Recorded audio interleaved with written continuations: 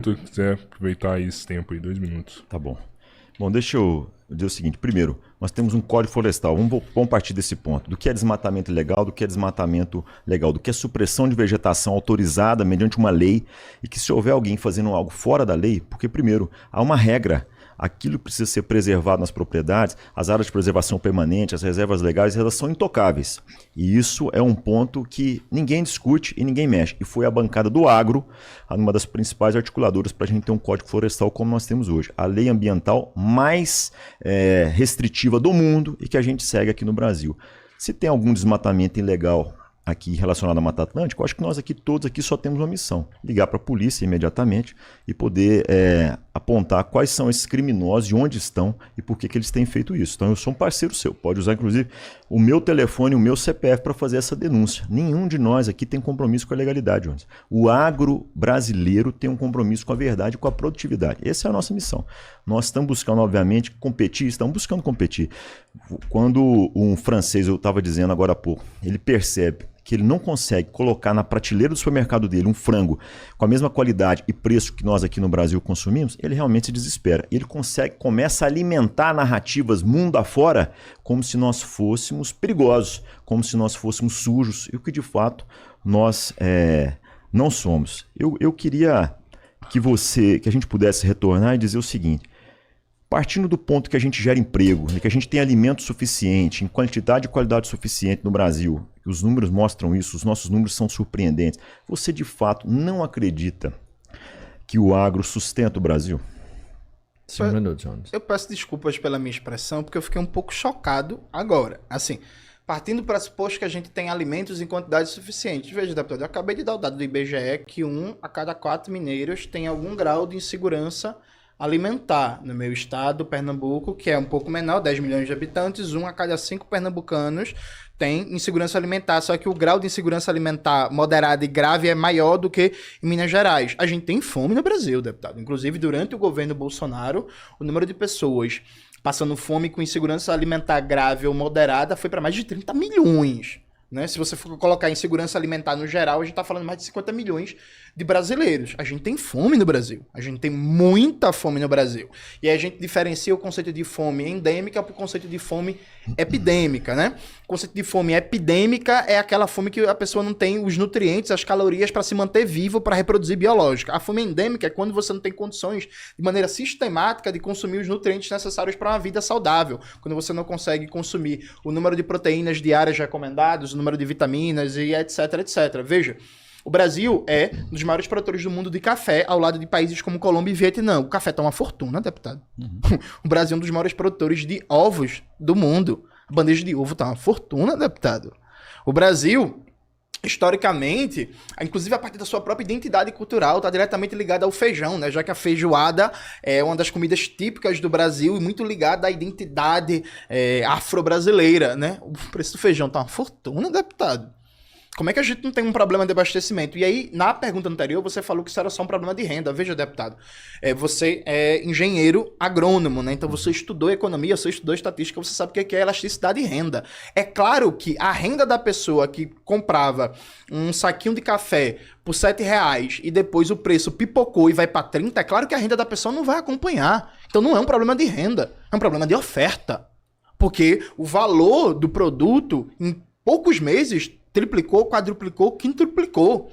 E aí, de maneira bem objetiva, deputado, porque até agora você não conseguiu mostrar algumas coisas. Primeiro, você não conseguiu mostrar o que você faz para o pequeno e o médio produtor não ter as condições desiguais frente ao grande. Porque a gente já citou dados aqui. O Plano Safra, a maioria do crédito subsidiado vai para a grande produção, as isenções fiscais vai para a grande produção, a concentração de acesso a crédito bancário, a títulos, por exemplo, emitidos no mercado, vai para a grande produção.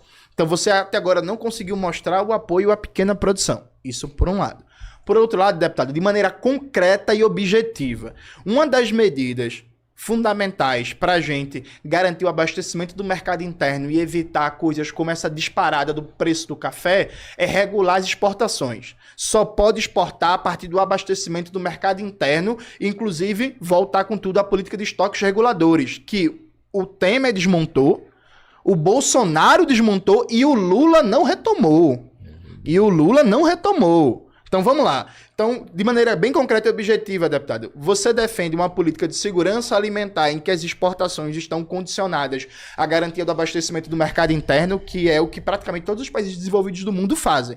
Por exemplo, o Vietnã tem o arroz como alimento básico do seu povo. O Vietnã é um dos maiores exportadores de arroz do mundo, mas eles só exportam arroz depois que o abastecimento do mercado interno está garantido. Por outro lado, você defende a retomada da política de estoques reguladores porque o Bolsonaro desmontou a política de estoques reguladores. E eu já faço a crítica ao Lula aqui, viu? Que ele não retomou a política de estoques reguladores. Você não vai ver defender o Lula e o PT nunca. Tá bom. Segunda pergunta. Terceira pergunta. Deputado, mostre pra gente, concretamente, por A mais B, que medidas você tomou para defender o pequeno produtor, para defender a agricultura familiar. Eu acabei de dar um dado para você. No Brasil, a gente tem mais de 1 milhão de famílias de assentamentos da reforma agrária. Nisso, a característica é pequena propriedade, pequenos hectares, né? Produção para o mercado interno. 70% dessas famílias estão endividadas, deputado. Por causa de uma taxa de juros criminosa. Nesse momento, a Selic está 14,75%. E a taxa de juros nos bancos privados é também criminosa de um oligopólio bancário, né? Então, uma das maiores lutas do agricultor brasileiro é ter acesso a crédito. Então, concretamente, deputado, o que é que você defende, por exemplo, para o pequeno produtor que não consegue ter acesso a crédito, que tem a dificuldade do fim do mundo para escoar sua produção, que não tem um mercado público, que não participa de uma política como o PA, uma política de compra pública? O que é que você defende para o pequeno agricultor? Bom, o pequeno agricultor participa, por exemplo, do programa de aquisição de alimentos, que eu defendo. Acho uma ótima estratégia. Inclusive alimentos que podem e são utilizados na merenda escolar. É uma das estratégias que a gente defende. O Plano Safra, há uma fatia significativa para os pequenos produtores e crédito na medida em que eles precisam. Não dá para a gente ter numa pequena propriedade o mesmo volume de crédito que uma grande propriedade exige, é muito óbvio. O que você precisa para financiar um projeto numa pequena propriedade não é o mesmo volume de recursos para aqueles de propriedade maior. Falar em regulação de exportações, aí de fato a gente tem uma diferença na essência. Isso a gente não vai conseguir chegar num consenso aqui, Jones, porque não há nenhum país sério desenvolvido no mundo que regule exportações. Nós não falar em Vietnã, eu conheço o Vietnã, pessoalmente já estive no Vietnã, e não é um bom exemplo de país para a gente ter como referência. É claro que é inegável que é o mercado que manda nas coisas. E o que eu entendo que de fato motiva a produção é esse livre mercado que vai estimular ou não a produção de alimentos. Se você vai produzir para tomar prejuízo, não acredito que socialismo nenhum vai propor e conseguir se manter com base em sucessivos prejuízos. Na verdade, todo pai de família, quando ele investe numa roça, ele investe buscando ter um lucro para pagar uma bicicleta nova para o filho, para poder pagar um remédio o dia que ele precisar comprar, porque nem muitas vezes o sistema público não consegue ser suficiente.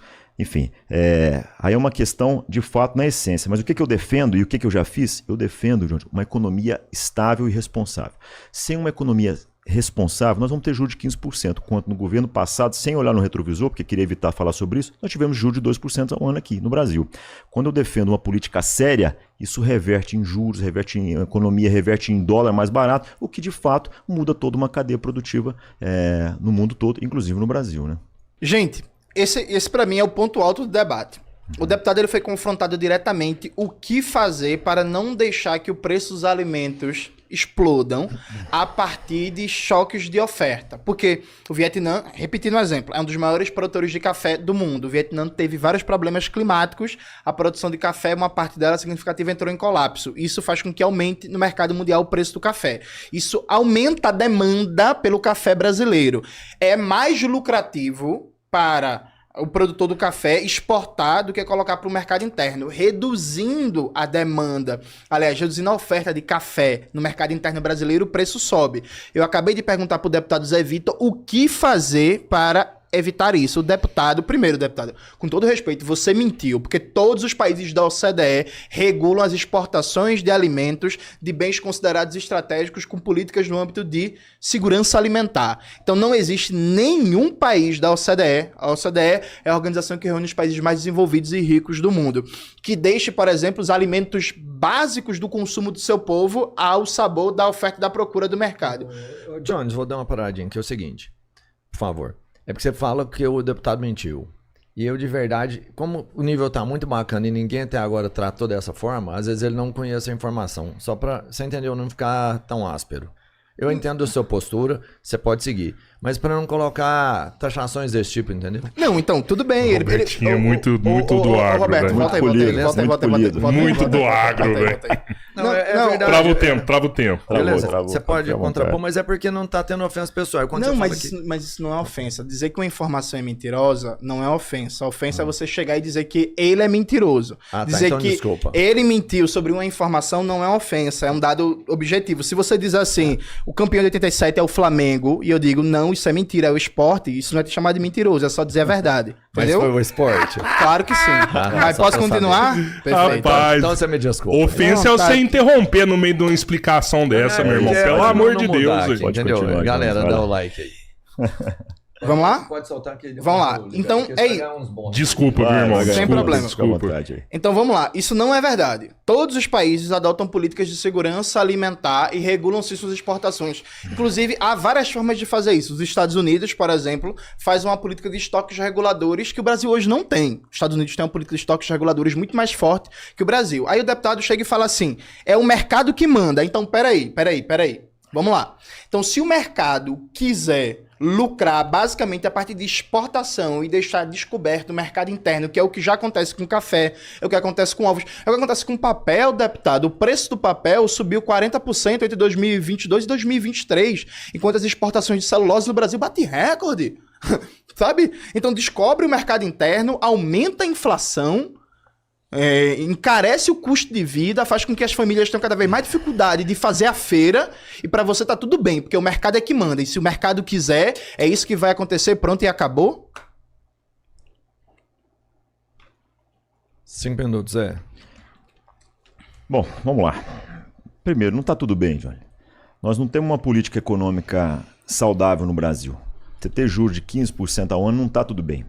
E é exatamente esse descontrole, essa falta de credibilidade é que tem provocado na economia uma série de derrotas. Quando a gente tem uma política econômica desajustada, desastrosa como nós temos hoje, o juro vai lá em cima, o dólar vai lá em cima, as incertezas vão lá em cima, e isso mexe com o mercado internacional. Não sou eu que criei o mercado.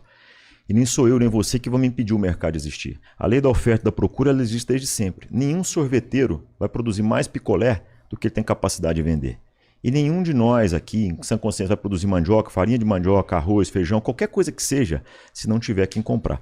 Queremos falar de algum estoque regulador? Nós podemos falar. Nós temos a Conab, que pode prestar um serviço para o Brasil e, de alguma maneira, estrategicamente, ela guardar determinados alimentos. Lembrando que alguns alimentos são perecíveis. Você guardar um leite, você guardar uma batata, você guardar uma cenoura, um chuchu, isso não é uma tarefa tão fácil. O Brasil, salvo engano, produz 56 bilhões de ovos. Isso é ovo pra caramba. E ovo à disposição, Johnny, eu te garanto que tem. Agora, inegavelmente, países desenvolvidos que tomaram decisões políticas mais estratégicas e acertadas que nós historicamente, construíram um país mais forte e cidadãos com rendas melhores. Isso é muito óbvio. O que eles recebem e ganham no final do mês é mais próximo, tá? Ou é mais suficiente, se eu posso assim dizer, para eles cumprirem com seus compromissos e ainda sobrar dinheiro para ter uma renda mais confortável. Eu não me orgulho de ver um mineiro, um brasileiro, qualquer que seja, passando dificuldade. De jeito nenhum. Isso não é motivo de orgulho para nenhum de nós. Mas se tem um setor que é generoso, é o agronegócio.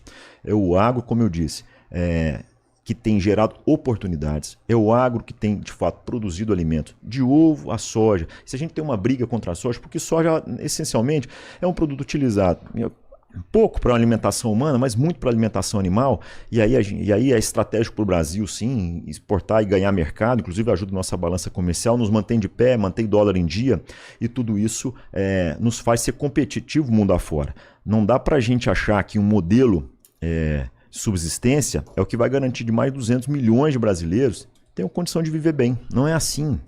Não é. Eu adoro a agricultura orgânica. Se pudesse que tudo fosse orgânico, que tudo fundo de quintal fosse suficiente para alimentar as comunidades, eu acho que seria maravilhoso, mas não é essa a realidade. A gente precisa de agricultura em grande escala, porque essa agricultura em grande escala e profissional é que é capaz de colocar alimento na mesa das pessoas.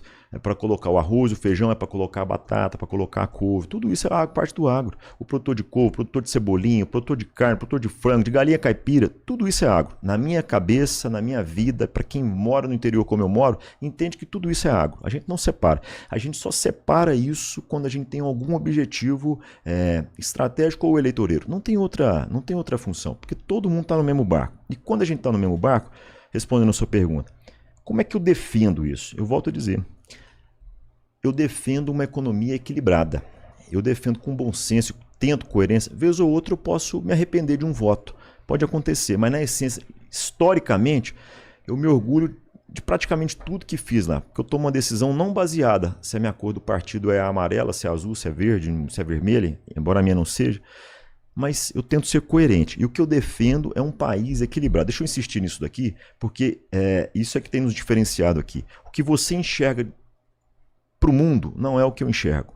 O que eu enxergo é um país que de fato estimule a prosperidade, não que aprisione pessoas.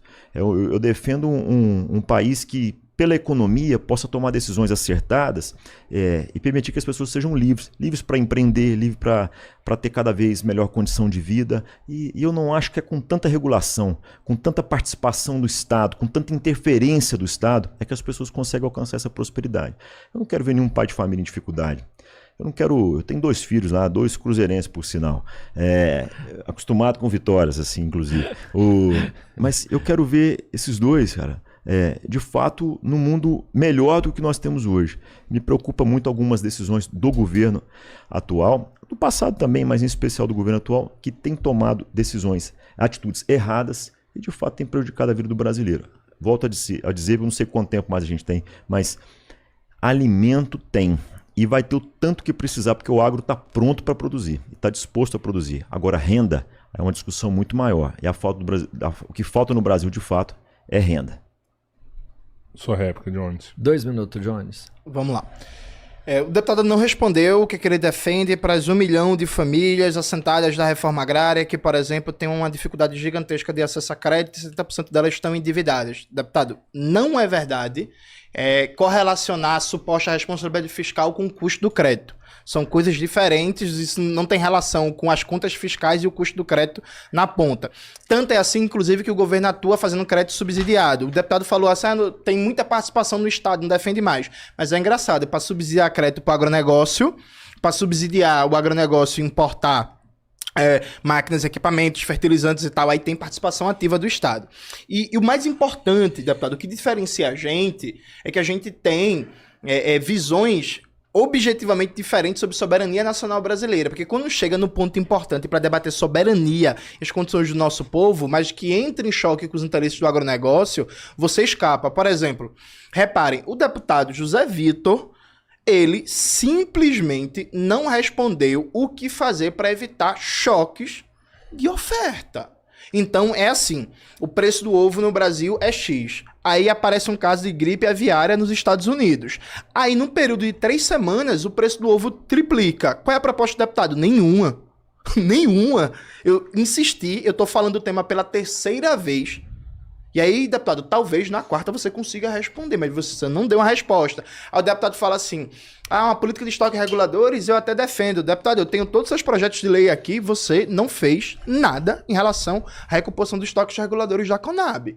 E a gente não está falando só de perecíveis, não. Eu não vou entrar aqui no debate técnico sobre quais são as principais funções da Conab em termos de garantir abastecimento do mercado interno e regulação de preços. Então, assim, o deputado, ele defende que se amanhã aumentar a guerra da Rússia, a Ucrânia, envolver todo o leste europeu e aumentar o preço dos fertilizantes e os alimentos crescerem 50%, é isso que vai acontecer e o povo brasileiro que lute para conseguir comer.